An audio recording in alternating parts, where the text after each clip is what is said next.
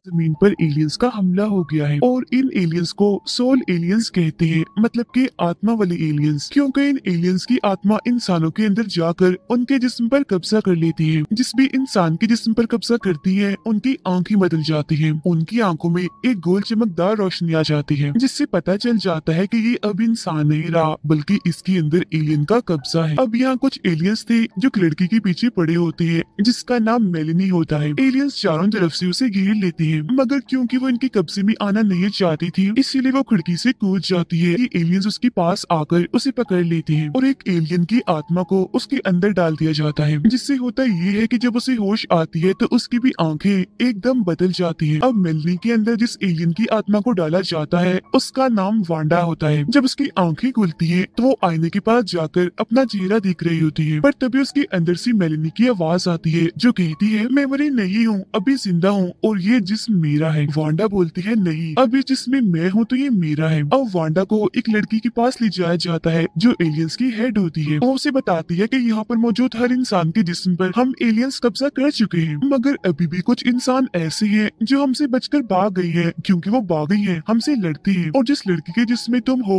वो भी उनकी एक साथी है, इसलिए तुम उसकी यादों की मदद से हमें उसके बाकी साथियों की जानकारी दो, उनका पता बताओ कि वो कहाँ है। तब वांडा बताती है कि जिस लड़की के जिस्म मुझे डाला गया है उसका नाम मेलेनी है। जब एलियंस इंसानों पर कब्जा कर रहे थे तो उससे पहले वो अपनी फैमिली के साथ अपने घर से भाग गई थी, मगर ये लोग ज्यादा दिनों तक नहीं छुप पाए और जब ये पकड़े जाने वाली थी तो मेलेनी अपने भाई को लेकर वहाँ से भाग गई और बस फिर ये भागती ही रही। अब जब वांडा मेलेनी के भाई का नाम बताने वाली थी तो अंदर से मेलेनी उसे ऐसा करने से मना कर रही थी कि प्लीज मेरे भाई का नाम मत बताना, मगर वांडा उसकी एक नहीं सुनती और उसके भाई का नाम एलियंस की हेड को बता देती है। फिर रात को जब वो सो रही थी तो उसे वो सारे सपने आते हैं जो और कुछ नहीं बल्कि मेलेनी की यादें थी, जिन यादों में उसे पता चलता है कि मेलेनी एक लड़की को पसंद करती है जो अभी भी जिंदा है और एक इंसान है। अगले दिन भी हेड मेलेनी की यादों से और भी जानकारी निकालने की कोशिश करती है। ये सब एक महफूज जगह पर जा रही थी, बाकी सब तो चले गए मगर मेलेनी नहीं गई। वो भी वहाँ पर जब जा रही थी तो पकड़ी गई और बस इससे आगे और मैं कुछ नहीं देख पा रही, जो सुनकर एलियंस की हेड वहाँ से चली जाती है। अब तभी वांडा को एक ख्याल आता है, जो ख्याल एक रेगिस्तान का था जहाँ बहुत बड़े बड़े पहाड़ थे। तब ये देखकर वांडा उस जगह का नक्शा एक पेपर पर बना देती है, जो देख फौरन ही अंदर से मेलेनी की आवाज आती है, कहती है ये मत करो, जल्दी से फौरन इस कागज को फाड़ दो, क्योंकि अगर ये इनके हाथ लग गया तो ये सारे इंसानों को पकड़कर उन्हें मार देंगे। जो सुन वो उस कागज को अपने जेब में छुपा लेती है, एलियंस की हेड को नहीं देती, क्योंकि जैसा कि हम जानते हैं कि मेलेनी और वांडा एक ही जिस्म में है जो एक दूसरे से बात कर पा रही है, मगर ये बात उनके अलावा और कोई नहीं जानता। हेड कहती है कि मेलेनी की दोस्त के बारे में जो जानकारी तुमने दी थी वो बिल्कुल ठीक थी और हम बहुत जल्द उसे पकड़ लेंगे। अब उसके दोस्त का नाम सुनकर फौरन वांडा उस पर हमला कर देती है, मगर ये हमला वांडा ने नहीं बल्कि उसके अंदर जो मेलेनी होती है उसने किया होता है, क्योंकि वो अपने दोस्त से बहुत प्यार करती है। मगर हेड उसके हमले को रोककर उसे पकड़ लेती है और एक स्प्रे उसकी आंखों में मारकर उसे बेहोश कर देती है। फिर जब उसे होश आती है तो वांडा बताती है कि मैं नहीं जानती मैंने ऐसा कैसे किया, मतलब तुम पर हमला कैसे कर दिया। जो सुनकर हेड कहती है कि ये तुमने नहीं किया बल्कि उसने किया है जिसका ये जिस्म है जो तुम्हारे अंदर है, और अब तुम्हें किसी और के जिस्म में डाला जाएगा, क्योंकि इस वाले जिस्म में मैं खुद आऊंगी। मुझे जितनी भी जानकारी चाहिए होगी मैं खुद इस जिस्म से इसकी यादों से निकाल लूंगी, जिसके बाद मैं अपने जिस्म में वापिस आ जाऊंगी।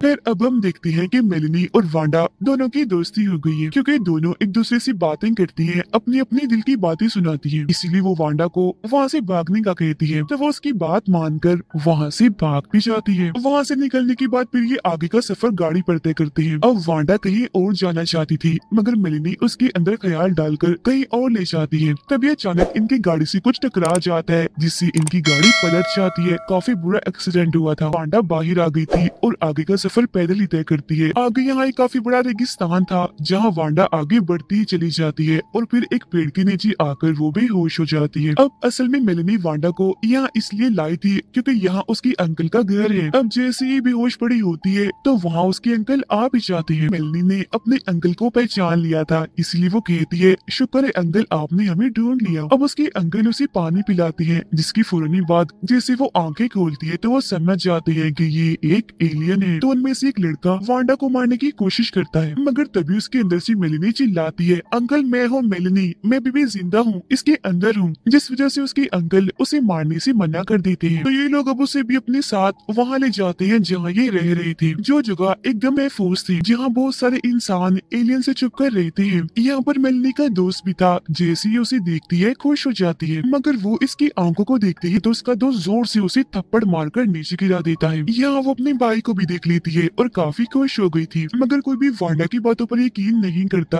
कि मेलिनी अभी भी उसके अंदर जिंदा है, इसीलिए ये उसे एक जगह बंद कर देते हैं। उधर जब हेड को ये बात पता चलती है कि वांडा यहाँ से भाग गई है, तो वो काफी गुस्से में आ गई थी, इसीलिए हर जगह की तलाशी लेने लगती है। जिस बीच उसे वो कागज भी मिल जाता है जिस पर वांडा ने मेलिनी की यादों से पहाड़ों की तस्वीर बनाई थी, और ये वही पहाड़ थी जहाँ ये सब इंसान छुपे हुए हैं। अब इन पहाड़ों में इंसान काफी पुरसकून और महफूज है। ये अंदर खेती करते हैं, इनके पास पानी भी है। सूरज की किरणों के लिए ये शीशों का इस्तेमाल करते हैं, जिसकी छांव से ये अपनी फसलों को सूरज की किरणें देते हैं ताकि इनकी फसलें उग जाए। इसके साथ साथ ये बाहर जाकर स्टोर्स का सामान भी चुरा चुरा कर अपने साथ इस जगह पर लाते हैं। अब जब मेलिनी का भाई वांडा से पूछता है कि क्या वो तुम्हारे अंदर अभी भी जिंदा है, तो वो कह देती है कि हाँ, तुम्हारी बहन मेलिनी अभी भी मेरे अंदर जिंदा है। जो सुनकर अब उसके भाई को भी इन हो जाता है कि मेरी बहन वांडा के अंदर जिंदा है, इसीलिए अब इन दोनों के बीच दोस्ती हो जाती है। और अब वांडा के ऊपर दो लोग भरोसा करते हैं, एक उसकी अंकल और दूसरा उसका भाई।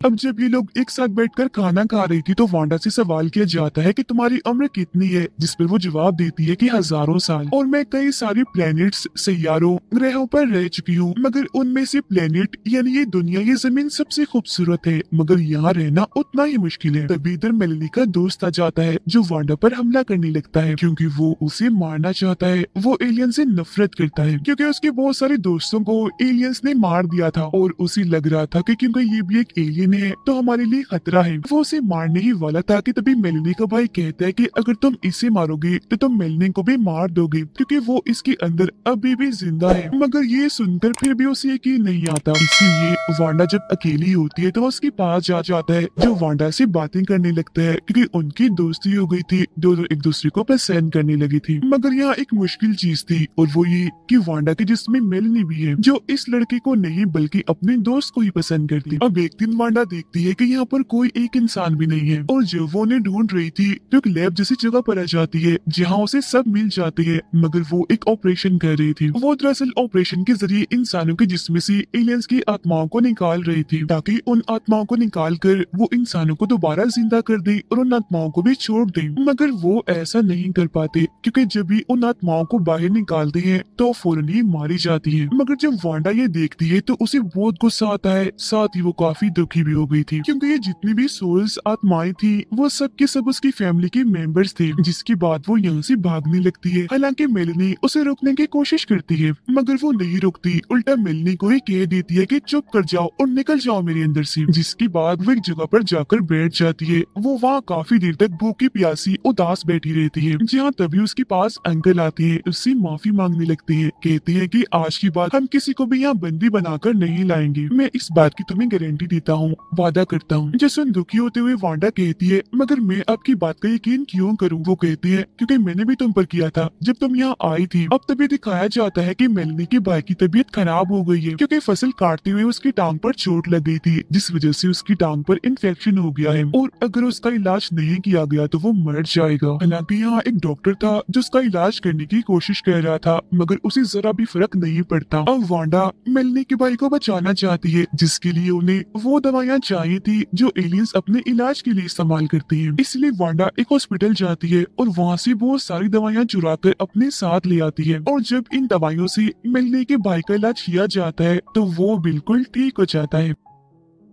अब वांडा ने उसकी मदद की थी, इसलिए यहाँ हर कोई उसे पसंद करने लगता है। साथ ही वो लोगों के साथ मॉल में शॉपिंग करने जाती है, क्योंकि वो एक एलियन है तो उससे शॉपिंग के लिए 1 रुपया भी नहीं लिया जाएगा। और जब ये लोग शॉपिंग का सामान लेकर वापस आ रही होती है तो इन्हें रास्ते में एलियंस की हेड मिल जाती है, जो इन पर गन तान देती है। मगर इससे पहले वो इन पर गोली चलाती है, पीछे से अंकल आकर उसे गोली से मारकर जख्मी कर देते हैं, जिसके बाद वो उसे पकड़कर अपने साथ ले आते हैं। वो अब इनके कब्जे में थी। अब हेड को लग रहा था वांडा कि लोग मुझे मार देंगे, मगर वांडा यहाँ आकर उससे बात करती है और उसे ना मारने का फैसला करती है। अब इसके बाद वांडा डॉक्टर के पास जाती है, कहती है कि मैं जानती हूँ कि एक जिस्म से आत्मा को कैसे निकाला जाता है, जो कोशिश करके तुमने न जाने कितने लोगों को मार दिया है। वो डॉक्टर को आत्मा निकालने का तरीका बता देती है। यहाँ ये सबसे पहले हेड के जिस्म से आत्मा को निकालते हैं, मगर आसपास खड़ा ये चाहते थे कि उसके जिस्म से आत्मा को निकाला जाए। वो उसे जान से मार देना चाहती थी, क्योंकि इस हेड ने बहुत सारे लोगों को मार दिया था। जिस पर वांडा कहती है कि नहीं, पहले ही बहुत खून खराबा हो गया है, तो प्लीज ऐसा मत सोचें। अब मैं ऐसा कुछ भी होने देना नहीं चाहती, और जब ये हेड अपने प्लेनेट तक पहुंच जाएगी, तुम्हारी कई सारी पीढ़ियां, कई नस्लें खत्म हो चुकी होंगी। वांडा कहती है तुम इन आत्माओं को निकालते हो, जबकि इन्हें निकालना नहीं होता, बस इन्हें प्यार से मनाना होता है। और तब तक ये लोग हेड की एलियन आत्मा को निकाल देते हैं और एक सिल्वर बॉल में डाल देते हैं। एलियन आत्मा के निकलते ही हेड के जिस्म जो असली आत्मा थी वो जिंदा हो जाती है। रोते हुए कहती है कि मैं अंदर कब से चिल्ला रही थी, मगर मेरी आवाज कोई नहीं सुन रहा था। जिसके बाद ही हेड की एलियन आत्मा को किसी दूसरे प्लेनेट पर भेज देते हैं। और अब वो वक्त आ जाता है जब इन्हें वांडा की आत्मा को मिलने के जिस्म से निकालना था, मगर उसका दोस्त ऐसा नहीं चाहता था क्योंकि वो उससे बहुत प्यार करता है। हालांकि वांडा भी प्यार करती है, मगर वो अपने प्यार की खातिर मेलनी को हमेशा के लिए गवा नहीं सकती थी, इसीलिए उसकी आत्मा को निकालने लगते हैं। मगर तभी उसके अंदर मेलनी भी उसे ऐसा करने से मना करती है, लेकिन वो उसकी एक नहीं सुनती और वांडा की आत्मा को उसके अंदर से निकाल दिया जाता है। इसके बाद हम देखते हैं कि जैसे वांडा की आंखें खुलती है तो उसकी आत्मा दूसरे लड़के के जिस्म में जागती है, मगर ये बात उसे बिल्कुल भी अच्छी नहीं लगती। वो कहती है ये तुमने क्या कर दिया, फिर से वही काम किया, किसी और के जिस्म में डाल दिया मुझे। पहले वाली बात दोबारा दोहरा दी। मगर डॉक्टर और बाकी लोग उसे बताते हैं कि हमने जिस जिस्म में तुम्हें डाला है वो मरने वाला था, और अगर तुम्हारी आत्मा को इसके अंदर ना डालते तो ये जिस्म मर जाता। अब वांडा को दोबारा से जिंदा देखकर वहाँ हर कोई बहुत खुश हो जाता है। साथ ही वांडा के दोस्त को भी उसका प्यार वापस मिल जाता है। जिसके बाद मेलेनी, उसका दोस्त,